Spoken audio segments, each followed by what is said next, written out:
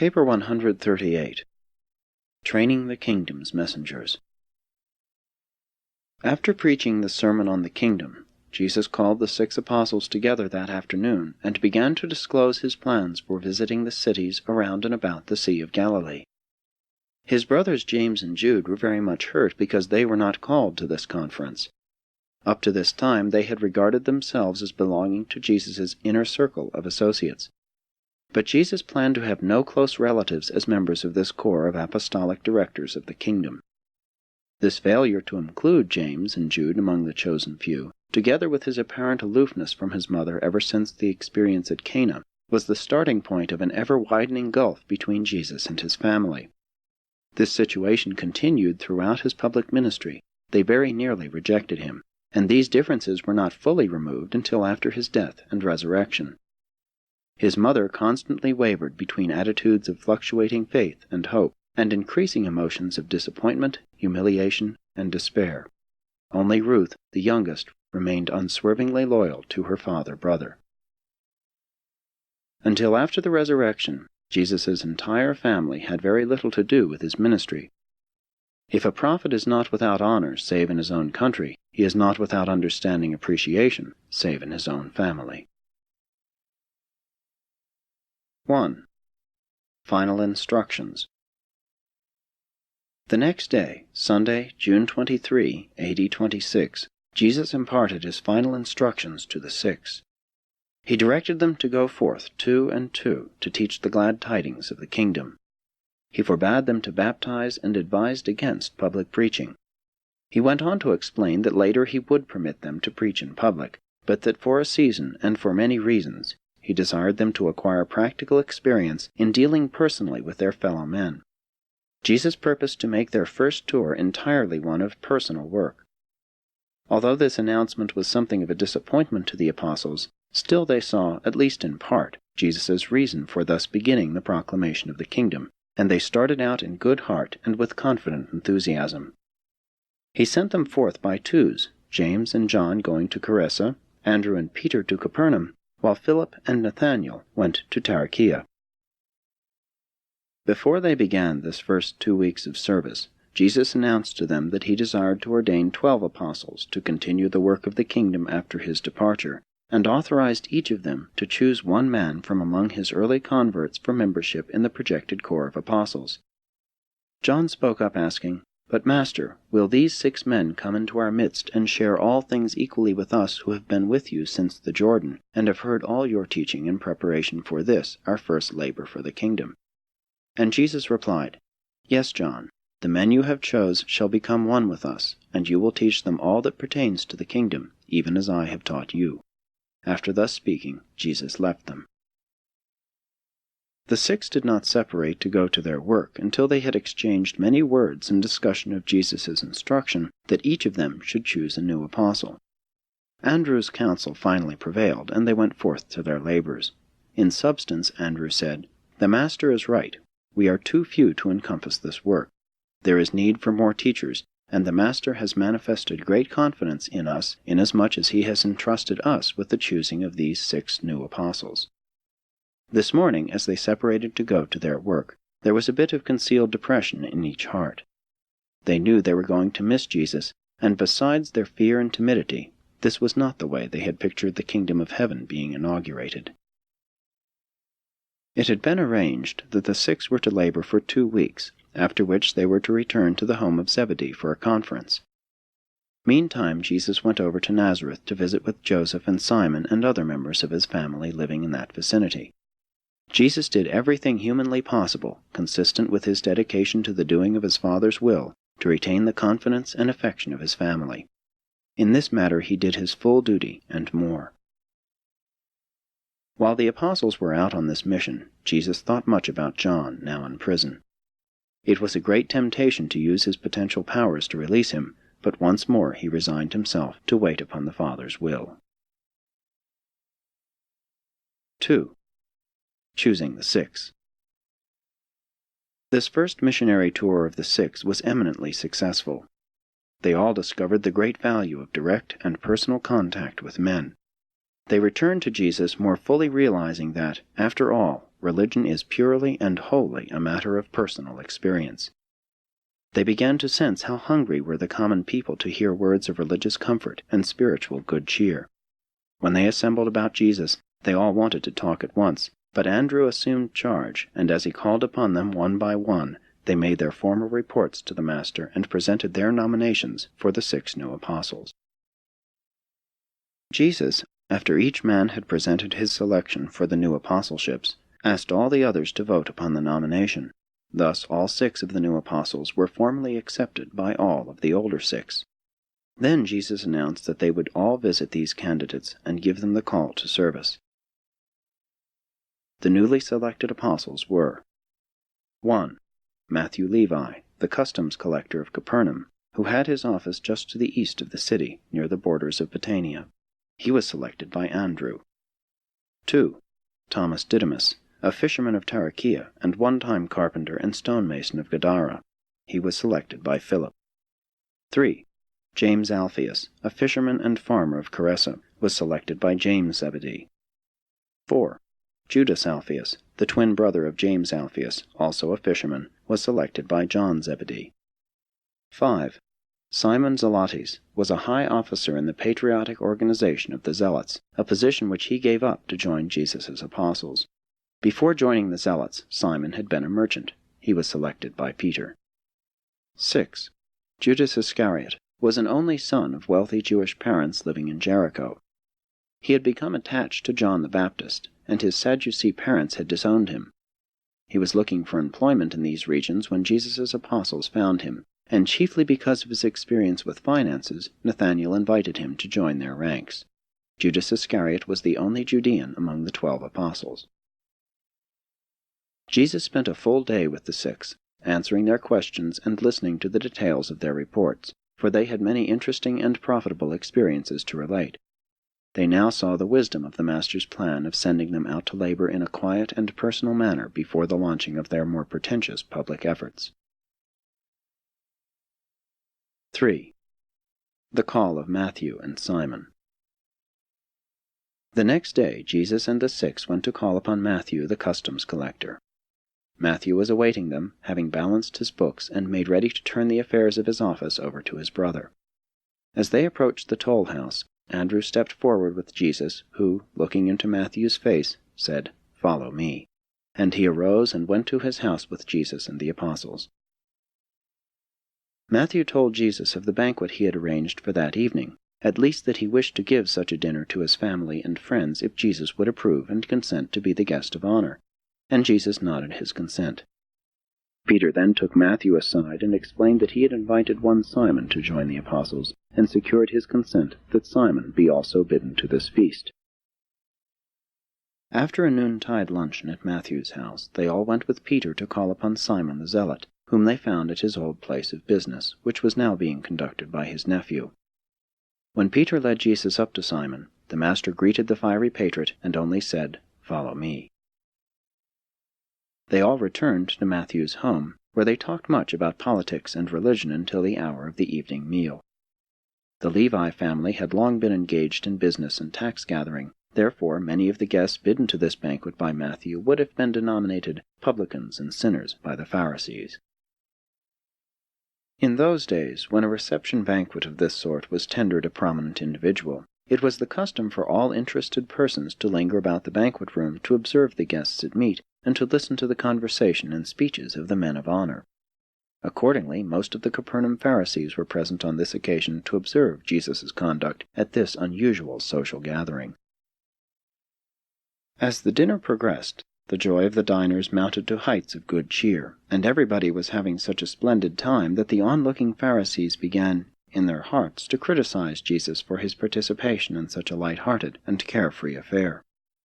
Later in the evening, when they were making speeches, one of the more malignant of the Pharisees went so far as to criticize Jesus' conduct to Peter, saying, "How dare you to teach that this man is righteous when he eats with publicans and sinners, and thus lends his presence to such scenes of careless pleasure-making?" Peter whispered this criticism to Jesus before he spoke the parting blessing upon those assembled. When Jesus began to speak, he said, "In coming here tonight to welcome Matthew and Simon to our fellowship, I am glad to witness your light-heartedness and social good cheer, But you should rejoice still more, because many of you will find entrance into the coming kingdom of the Spirit, wherein you shall more abundantly enjoy the good things of the kingdom of heaven. And to you who stand about criticizing me in your hearts, because I have come to make merry with these friends, let me say that I have come to proclaim joy to the socially downtrodden, and spiritual liberty to the moral captives. Need I remind you that they who are whole need not a physician, but rather those who are sick? I have come, not to call the righteous, but sinners. And truly this was a strange sight in all Jewry, to see a man of righteous character and noble sentiments mingling freely and joyously with the common people, even with an irreligious and pleasure-seeking throng of publicans and reputed sinners. Simon Zelotes desired to make a speech at this gathering in Matthew's house, but Andrew, knowing that Jesus did not want the coming kingdom to become confused with the Zealots' movement, prevailed upon him to refrain from making any public remarks. Jesus and the apostles remained that night in Matthew's house, and as the people went to their homes, they spoke of but one thing, the goodness and friendliness of Jesus. 4. The Call of the Twins. On the morrow, all 9 of them went by boat over to Gerasa to execute the formal calling of the next 2 apostles, James and Judas, the twin sons of Alphaeus, the nominees of James and John Zebedee. The fishermen twins were expecting Jesus and his apostles, and were therefore awaiting them on the shore. James Zebedee presented the master to the Gerasa fishermen, and Jesus, gazing on them, nodded and said, "Follow me." That afternoon which they spent together, Jesus fully instructed them concerning attendance upon festive gatherings, concluding his remarks by saying, "All men are my brothers. My Father in heaven does not despise any creature of our making. The kingdom of heaven is open to all men and women. No man may close the door of mercy in the face of any hungry soul who may seek to gain entrance thereto. We will sit at meat with all who desire to hear of the kingdom. As our Father in heaven looks down upon men, they are all alike. Refuse not, therefore, to break bread with Pharisee or sinner, Sadducee or publican, Roman or Jew, rich or poor, free or bond. The door of the kingdom is wide open for all who desire to know the truth and to find God." That night, at a simple supper at the Alphaeus home, the twin brothers were received into the apostolic family. Later in the evening, Jesus gave his apostles their first lesson dealing with the origin, nature, and destiny of unclean spirits, but they could not comprehend the import of what he told them. They found it very easy to love and admire Jesus, but very difficult to understand many of his teachings. After a night of rest, the entire party, now numbering 11, went by boat over to Tarichea. 5. The Call of Thomas and Judas. Thomas the fisherman and Judas the wanderer met Jesus and the apostles at the fisher-boat landing at Tarichea, and Thomas led the party to his nearby home. Philip now presented Thomas as his nominee for apostleship, and Nathanael presented Judas Iscariot the Judean for similar honors. Jesus looked upon Thomas and said, "Thomas, you lack faith. Nevertheless, I receive you. Follow me." To Judas Iscariot the Master said, "Judas, we are all of one flesh, and as I receive you into our midst, I pray that you will always be loyal to your Galilean brethren. Follow me." When they had refreshed themselves, Jesus took the 12 apart for a season to pray with them, and to instruct them in the nature and work of the Holy Spirit. But again did they largely fail to comprehend the meaning of those wonderful truths which he endeavored to teach them. One would grasp one point and one would comprehend another, but none of them could encompass the whole of his teaching. Always would they make the mistake of trying to fit Jesus' new gospel into their old forms of religious belief. They could not grasp the idea that Jesus had come to proclaim a new gospel of salvation and to establish a new way of finding God. They did not perceive that he was a new revelation of the Father in heaven. The next day Jesus left his 12 apostles quite alone. He wanted them to become acquainted, and desired that they be alone to talk over what he had taught them. The Master returned for the evening meal, and during the after-supper hours he talked to them about the ministry of seraphim, and some of the apostles comprehended his teaching. They rested for a night, and the next day departed by boat for Capernaum. Zebedee and Salome had gone to live with their son David, so that their large home could be turned over to Jesus and his 12 apostles. Here Jesus spent a quiet Sabbath with his chosen messengers. He carefully outlined the plans for proclaiming the kingdom, and fully explained the importance of avoiding any clash with the civil authorities, saying, "If the civil rulers are to be rebuked, leave that task to me. See that you make no denunciations of Caesar or his servants." It was this same evening that Judas Iscariot took Jesus aside to inquire why nothing was done to get John out of prison, and Judas was not wholly satisfied with Jesus' attitude. 6. The week of intensive training. The next week was devoted to a program of intensive training. Each day the 6 new apostles were put in the hands of their respective nominators for a thoroughgoing review of all they had learned and experienced in preparation for the work of the kingdom. The older apostles carefully reviewed for the benefit of the younger 6 Jesus' teachings up to that hour. Evenings they all assembled in Zebedee's garden to receive Jesus' instruction. It was at this time that Jesus established the midweek holiday for rest and recreation, and they pursued this plan of relaxation for one day each week throughout the remainder of his material life. As a general rule, they never prosecuted their regular activities on Wednesday. On this weekly holiday, Jesus would usually take himself away from them, saying, "My children, go for a day of play. Rest yourselves from the arduous labors of the kingdom, and enjoy the refreshment that comes from reverting to your former vocations or from discovering new sorts of recreational activity."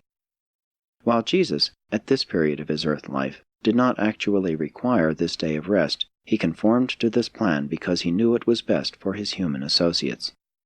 Jesus was the teacher, the master. His associates were his pupils, disciples. Jesus endeavored to make clear to his apostles the difference between his teachings and his life among them, and the teachings which might subsequently spring up about him. Said Jesus, "My kingdom and the gospel related thereto shall be the burden of your message. Be not sidetracked into preaching about me and about my teachings. Proclaim the gospel of the kingdom and portray my revelation of the Father in heaven, but do not be misled into the bypaths of creating legends and building up a cult having to do with beliefs and teachings about my beliefs and teachings." But again they did not understand why he thus spoke, and no man dared to ask why he so taught them. In these early teachings, Jesus sought to avoid controversies with his apostles as far as possible, excepting those involving wrong concepts of his Father in heaven. In all such matters he never hesitated to correct erroneous beliefs. There was just one motive in Jesus' post-baptismal life on Urantia, and that was a better and truer revelation of his Paradise Father. He was the pioneer of the new and better way to God, the way of faith and love. Ever his exhortation to the apostles was, "Go seek for the sinners, find the downhearted, and comfort the anxious." Jesus had a perfect grasp of the situation. He possessed unlimited power, which might have been utilized in the furtherance of his mission, but he was wholly content with means and personalities which most people would have regarded as inadequate and would have looked upon as insignificant. He was engaged in a mission of enormous dramatic possibilities, but he insisted on going about his Father's business in the most quiet and undramatic manner. He studiously avoided all display of power, and he now planned to work quietly, at least for several months, with his 12 apostles around about the Sea of Galilee. 7. Another disappointment. Jesus had planned for a quiet missionary campaign of 5 months' personal work. He did not tell the apostles how long this was to last. They worked from week to week. And early on this first day of the week, just as he was about to announce this to his 12 apostles, Simon Peter, James Zebedee, and Judas Iscariot came to have private converse with him. Taking Jesus aside, Peter made bold to say, "Master, we come at the behest of our associates to inquire whether the time is not now ripe to enter into the kingdom. And will you proclaim the kingdom at Capernaum, or are we to move on to Jerusalem? And when shall we learn, each of us, the positions we are to occupy with you in the establishment of the kingdom?" And Peter would have gone on asking further questions, but Jesus raised an admonitory hand and stopped him. And beckoning the other apostles standing nearby to join them, Jesus said, "My little children, how long shall I bear with you? Have I not made it plain to you that my kingdom is not of this world? I have told you many times that I have not come to sit on David's throne. And now how is it that you are inquiring which place each of you will occupy in the Father's kingdom? Can you not perceive that I have called you as ambassadors of a spiritual kingdom? Do you not understand that soon, very soon, you are to represent me in the world and in the proclamation of the kingdom, even as I now represent my Father who is in heaven? Can it be that I have chosen you and instructed you as messengers of the kingdom, and yet you do not comprehend the nature and significance of this coming kingdom of divine preeminence in the hearts of men? My friends, hear me once more. Banish from your minds this idea that my kingdom is a rule of power or a reign of glory. Indeed, all power in heaven and on earth will presently be given into my hands, but it is not the Father's will that we use this divine endowment to glorify ourselves during this age. In another age you shall sit with me in power and glory, but it behooves us now to submit to the will of the Father, and to go forth in humble obedience to execute his bidding on earth." Once more were his associates shocked, stunned. Jesus sent them away two and two to pray, asking them to return to him at noontime. On this crucial forenoon they each sought to find God, and each endeavored to cheer and strengthen the other, and they returned to Jesus as he had bidden them. Jesus now recounted for them the coming of John, the baptism in the Jordan, the marriage feast at Cana, the recent choosing of the 6, and the withdrawal from them of his own brothers in the flesh, and warned them that the enemy of the kingdom would seek also to draw them away. After this short but earnest talk, the apostles all arose under Peter's leadership to declare their undying devotion to their Master, and to pledge their unswerving loyalty to the kingdom, as Thomas expressed it, to this coming kingdom, no matter what it is, and even if I do not fully understand it. They all truly believed in Jesus, even though they did not fully comprehend his teaching. Jesus now asked them how much money they had among them. He also inquired as to what provision had been made for their families. When it developed that they had hardly sufficient funds to maintain themselves for 2 weeks, he said, "It is not the will of my Father that we begin our work in this way. We will remain here by the sea 2 weeks and fish or do whatever our hands find to do. And in the meantime, under the guidance of Andrew, the first chosen apostle, you shall so organize yourselves as to provide for everything needful in your future work, both for the present personal ministry and also when I shall subsequently ordain you to preach the gospel and instruct believers." They were all greatly cheered by these words.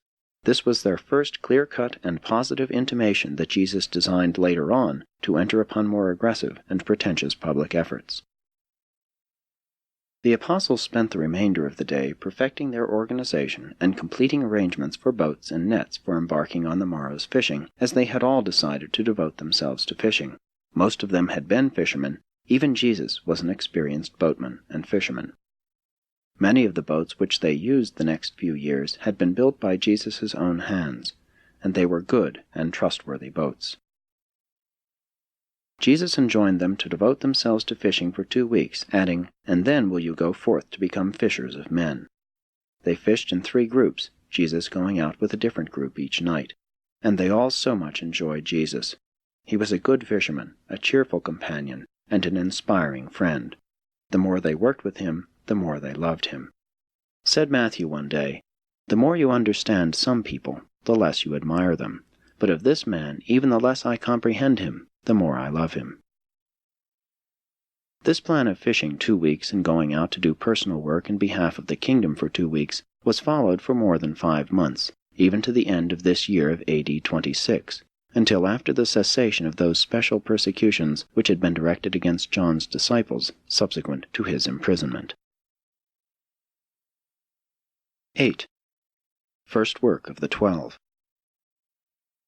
After disposing of the fish catches of 2 weeks, Judas Iscariot, the one chosen to act as treasurer of the 12, divided the apostolic funds into 6 equal portions, funds for the care of dependent families having been already provided.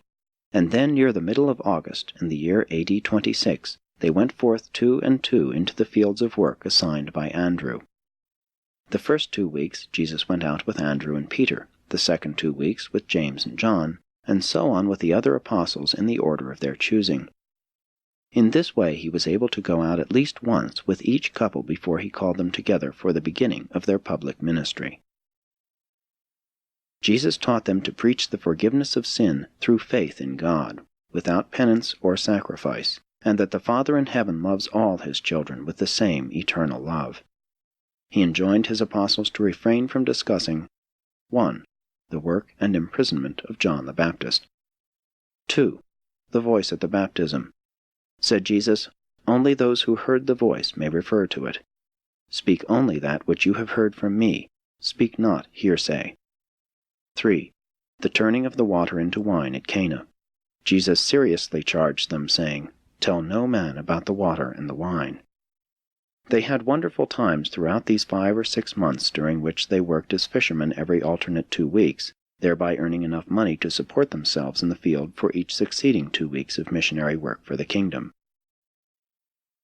The common people marveled at the teaching and ministry of Jesus and his apostles. The rabbis had long taught the Jews that the ignorant could not be pious or righteous. But Jesus' apostles were both pious and righteous, yet they were cheerfully ignorant of much of the learning of the rabbis and the wisdom of the world. Jesus made plain to his apostles the difference between the repentance of so-called good works, as taught by the Jews, and the change of mind by faith, the new birth, which he required as the price of admission to the kingdom. He taught his apostles that faith was the only requisite to entering the Father's kingdom. John had taught them repentance, to flee from the wrath to come. Jesus taught, faith is the open door for entering into the present, perfect, and eternal love of God.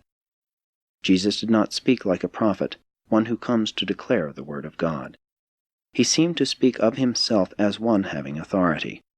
Jesus sought to divert their minds from miracle-seeking to the finding of a real and personal experience in the satisfaction and assurance of the indwelling of God's Spirit of love and saving grace. The disciples early learned that the Master had a profound respect and sympathetic regard for every human being he met, and they were tremendously impressed by this uniform and unvarying consideration which he so consistently gave to all sorts of men, women, and children. He would pause in the midst of a profound discourse, that he might go out in the road to speak good cheer to a passing woman laden with her burden of body and soul. He would interrupt a serious conference with his apostles to fraternize with an intruding child. Nothing ever seemed so important to Jesus as the individual human who chanced to be in his immediate presence. He was master and teacher, but he was more. He was also a friend and neighbor, an understanding comrade. Though Jesus' public teaching mainly consisted in parables and short discourses, he invariably taught his apostles by questions and answers. He would always pause to answer sincere questions during his later public discourses. The apostles were at first shocked by, but early became accustomed to, Jesus' treatment of women. He made it very clear to them that women were to be accorded equal rights with men in the kingdom. 9. 5 months of testing. This somewhat monotonous period of alternate fishing and personal work proved to be a grueling experience for the 12 apostles, but they endured the test. With all of their grumblings, doubts, and transient dissatisfactions, they remained true to their vows of devotion and loyalty to the Master. It was their personal association with Jesus during these months of testing that so endeared him to them that they all, save Judas Iscariot, remained loyal and true to him even in the dark hours of the trial and crucifixion. Real men simply could not actually desert a revered teacher who had lived so close to them and had been so devoted to them as had Jesus. Through the dark hours of the Master's death, in the hearts of these apostles, all reason, judgment, and logic were set aside in deference to just one extraordinary human emotion, the supreme sentiment of friendship-loyalty. These 5 months of work with Jesus led these apostles, each one of them, to regard him as the best friend he had in all the world. And it was this human sentiment, not his superb teachings or marvelous doings, that held them together until after the resurrection and the renewal of the proclamation of the gospel of the kingdom. Not only were these months of quiet work a great test to the apostles, a test which they survived, but this season of public inactivity was a great trial to Jesus' family. By the time Jesus was prepared to launch forth on his public work, his entire family, except Ruth, had practically deserted him. On only a few occasions did they attempt to make subsequent contact with him, and then it was to persuade him to return home with them, for they came near to believing that he was beside himself. They simply could not fathom his philosophy, nor grasp his teaching. It was all too much for those of his own flesh and blood. The apostles carried on their personal work in Capernaum, Bethsaida Julias, Chorazin, Gerasa, Hippos, Magdala, Cana, Bethlehem of Galilee, Jotapata, Ramah, Safed, Yushala, Gadara, and Abila. Besides these towns, they labored in many villages, as well as in the countryside. By the end of this period, the 12 had worked out fairly satisfactory plans for the care of their respective families. Most of the apostles were married. Some had several children, but they had made such arrangements for the support of their home folks that, with some little assistance from the apostolic funds, they could devote their entire energies to the Master's work without having to worry about the financial welfare of their families. 10. Organization of the 12. The apostles early organized themselves in the following manner. 1. Andrew, the first chosen, was designated chairman and director general of the 12. 2. Peter, James, and John were appointed personal companions of Jesus. They were to attend him day and night, to minister to his physical and sundry needs, and to accompany him on those night vigils of prayer and mysterious communion with the Father in heaven. 3. Philip was made steward of the group. It was his duty to provide food and to see that visitors, and even the multitude of listeners at times, had something to eat. 4. Nathanael watched over the needs of the families of the 12. He received regular reports as to the requirements of each apostle's family, and, making requisition on Judas the treasurer, would send funds each week to those in need. 5. Matthew was the fiscal agent of the apostolic corps. It was his duty to see that the budget was balanced, the treasury replenished. If the funds for mutual support were not forthcoming, if donations sufficient to maintain the party were not received, Matthew was empowered to order the 12 back to their nets for a season. But this was never necessary after they began their public work. He always had sufficient funds in the treasurer's hands to finance their activities.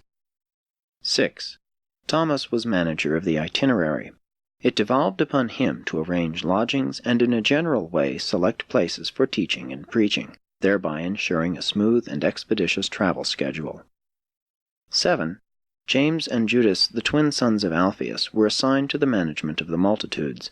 It was their task to deputize a sufficient number of assistant ushers to enable them to maintain order among the crowds during the preaching.